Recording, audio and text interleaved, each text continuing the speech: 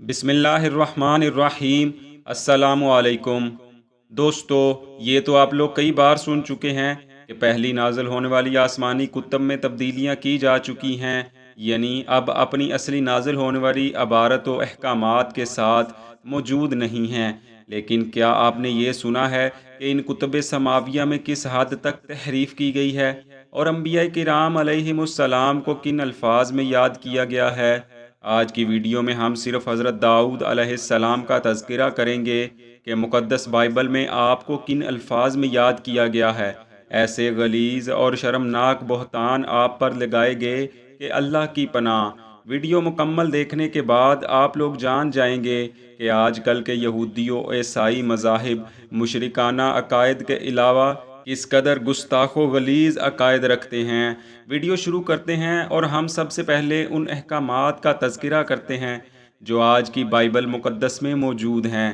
اور جو شخص اپنی سوتیلی ماں سے صحبت کرے، اس نے اپنے باپ کے بدن کو بے پردہ کیا، وہ دونوں ضرور جان سے مارے جائیں، ان کا خون انہی کی گردن پر ہوگا۔ اور اگر کوئی شخص اپنی بہو سے صحبت کرے، وہ دونوں ضرور جان سے مارے جائیں، انہوں نے اوندھی بات کی ہے۔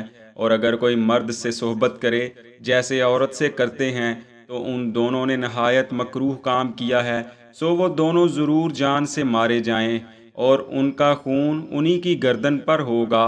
اور اگر کوئی شخص اپنی بیوی اور ساس دونوں رکھے تو یہ بڑی خباثت ہے، سو وہ آدمی اور وہ عورتیں تینوں کے تینوں جلا دیے جائیں، تاکہ تمہارے درمیان خباثت نہ رہے۔ اور اگر کوئی مرد کسی جانور سے جمع کرے تو وہ ضرور جان سے مارا جائے، اور تم اس جانور کو بھی مار ڈالنا۔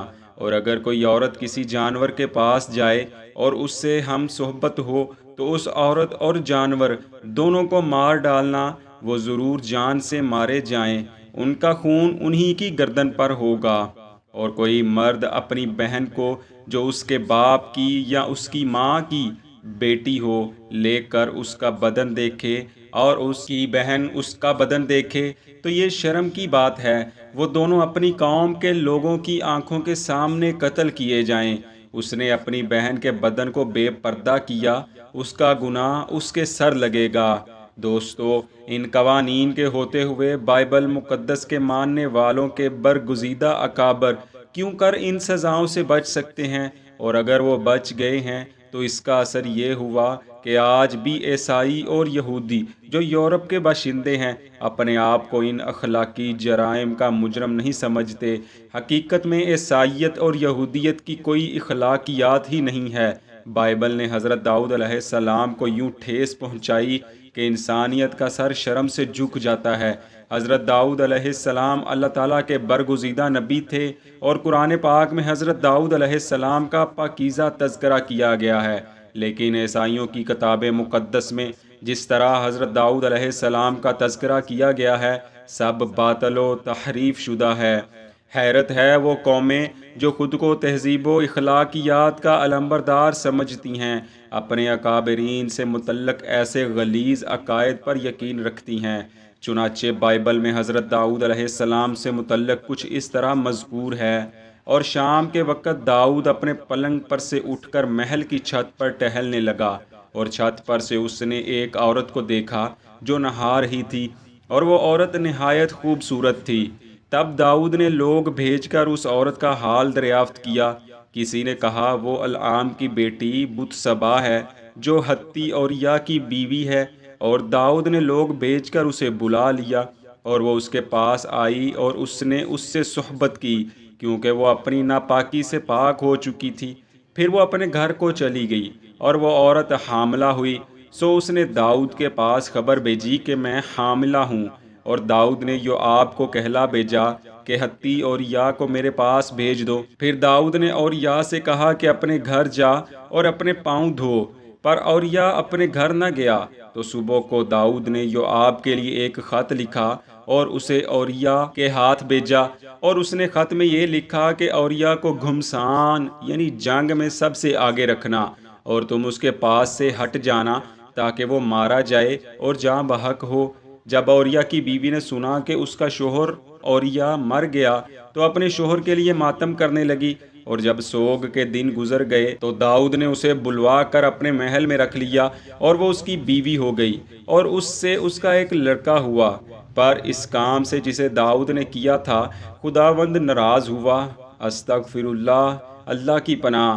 تھوڑا آگے چل کر حضرت داؤد علیہ السلام کے بیٹے اور بیٹی کا قصہ بھی درج ہوا ہے، اور وہ کچھ یوں ہے۔ اور اس کے بعد ایسا ہوا کہ داؤد کے بیٹے ابی سلوم کی ایک خوبصورت بہن تھی جس کا نام تمر تھا۔ اس پر داؤد کا بیٹا امنون عاشق ہو گیا، اور امنون ایسا کڑنے لگا کہ وہ اپنی بہن تمر کے سبب سے بیمار پڑ گیا، کیونکہ وہ کنواری تھی۔ سو امنون کو اس ساتھ کچھ کرنا دشوار معلوم ہوا، اور داؤد کے بھائی سما کا بیٹا یوندب امنون کا دوست تھا، اور یوندب بڑا چلاک آدمی تھا۔ سو اس نے اس سے کہا، اے بادشاہ زادے، تو کیوں دن بدن دبلا ہوا جاتا ہے؟ کیا تو مجھے نہیں بتائے گا؟ تب امنون نے اسے بتایا کہ میں اپنے بھائی ابی سلون کی بہن یعنی اپنی بہن تمر پر عاشق ہوں۔ یوندب نے اسے کہا کہ تو اپنے بستر پر لیٹ جا اور بیماری کا بہانہ کر۔ جب تیرا باپ یعنی داؤد علیہ السلام تمہیں دیکھنے آئے تو اس سے کہنا کہ میری بہن تمر کو ذرا آنے دے، کہ وہ مجھے کھانا دے اور میرے سامنے کھانا پکائے تاکہ میں دیکھوں اور اس کے ہاتھ سے کھاؤں۔ سو امنون پڑ گیا اور اس نے بیماری کا بہانہ کیا، اور جب بادشاہ اس کو دیکھنے آیا تو امنون نے بادشاہ یعنی حضرت داؤد علیہ السلام سے کہا، میری بہن تمر کو آنے دے۔ سو تمر وہ پوریاں جو اس نے پکائی تھیں اٹھا کر ان کو کوٹھری میں اپنے بھائی امنون کے پاس لائی، اور جب وہ ان کو اس کے نزدیک لے گئی تو اس نے اسے پکڑ لیا اور کہا، اے میری بہن، مجھ سے وصل کر۔ اس نے کہا، نہیں میرے بھائی، میرے ساتھ جبر نہ کر۔ لیکن اس نے اس کی بات نہ مانی، اور چونکہ وہ اس سے زور آور تھا اس لیے اس نے اس کے ساتھ جبر کیا اور اس کے ساتھ صحبت کی۔ پھر امنون کو اس سے بڑی سخت نفرت ہو گئی، چونکہ اس کی نفرت اس کے جذبہ عشق سے بڑھ کر تھی۔ سو امنون نے اس سے کہا، اٹھ اور چلی جا۔ وہ کہنے لگی، ایسا نہ ہوگا، کیونکہ یہ ظلم کہ تو مجھے نکالتا ہے اس کام سے جو تو نے مجھ سے کیا بدتر ہے۔ پر اس نے اس کی ایک نہ سنی۔ تب اس نے ایک ملازم کو جو اس کی خدمت کرتا تھا بلا کر کہا، اس عورت کو میرے پاس سے باہر نکال دے اور پیچھے دروازے کی چٹخنی لگا دے۔ اور وہ یعنی تمر رنگ برنگ کا جوڑا پہنے ہوئی تھی، کیونکہ بادشاہوں کی کنواری بیٹیاں ایسی ہی پوشاک پہنتی تھیں۔ غرض اس کے خادم نے اس کو باہر کر دیا اور اس کے پیچھے چٹخنی لگا دی، اور تیمر نے اپنے سر پر خاک ڈالی اور اپنے رنگ برنگ کے جوڑے کو جو پہنے ہوئے تھی چاک کیا، اور سر پر ہاتھ رکھ کر روتی ہوئی چلی گئی۔ اس کے بھائی ابی سلوم نے اس سے کہا، تیرا بھائی امنون تیرے ساتھ رہا ہے، خیر اے میری بہن، اب چپکی ہو کر رہ، کیونکہ وہ تیرا بھائی ہے، اور اس بات کا غم نہ کر۔ دوستو، یہ یہودیوں عیسائیوں کی مقدس کتاب بائبل کے وہ الفاظ ہیں جو آج بھی صفحہ کتاب پر موجود ہیں۔ یہ الفاظ اور کہانی پیغمبر خدا اور اس کے گھرانے سے متعلق سن کر کیا کوئی یہ خیال بھی کر سکتا ہے کہ یہ اللہ پاک کی نازل کردہ آسمانی کتاب کے الفاظ ہو سکتے ہیں؟ ہرگز نہیں، بلکہ یہیں پر بس نہیں کیا، آگے چلیے اور حضرت داؤد علیہ السلام کی آخری عمر کا حال بھی بائبل کی زبانی ہی سنیے۔ داؤد بادشاہ اور کہن سال ہوا، اور وہ اسے کپڑے اوڑاتے پر وہ گرم نہ ہوا۔ سو اس کے خادموں نے اس سے کہا، ہمارے ملک کے بادشاہ کے لیے ایک جوان کنواری ڈھونڈی جائے جو بادشاہ کے حضور کھڑی رہے اور اس کی خبر گیری کرے اور تیرے پہلو میں لیٹ رہا کرے، تاکہ ہمارے مالک بادشاہ کو گرمی پہنچے۔ چنانچہ انہوں نے اسرائیل کی ساری مملکت میں ایک خوبصورت لڑکی تلاش کی، شون میت ابی شاک کو پایا اور اسے بادشاہ کے پاس لائے، اور وہ لڑکی بہت شکیل تھی۔ سو وہ بادشاہ کی خبر گیری کرنے لگی، لیکن بادشاہ یعنی حضرت داؤد علیہ السلام اس سے واقف نہ ہوا۔ دوستو، یہ صرف وہ تحاریف ہیں جو صرف حضرت داؤد علیہ السلام کے حوالے سے کی گئی ہیں، اور ان کو ایک معاذ اللہ ہوس پرست بادشاہ کے طور پر دکھایا گیا جن سے اللہ پاک ناراض ہے۔ اور کیا آپ اندازہ کر سکتے ہیں کہ کوئی ایسا پیغمبر بھی دنیا سے رخصت ہوا جبکہ وہ اللہ پاک کے احکامات کی کھلی نافرمانی کر رہا ہو؟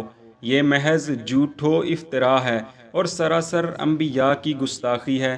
اس تمام بحث سے ایک اور بات بھی بالکل واضح کھل کر سامنے آ جاتی ہے کہ جس قوم نے اپنے نبی کے بارے میں اس قدر غلیظ اور شرمناک عقائد بنا رکھے ہیں، اس قوم کے بیہودہ نظریات کا عالم کیا ہوگا۔ اللہ کریم سے دعا ہے کہ وہ ہمیں ہدایت یافتہ لوگوں میں شامل فرما لے اور ہمیں ایمان کے ساتھ دنیا و آخرت کی بھلائیاں عطا فرمائے، آمین۔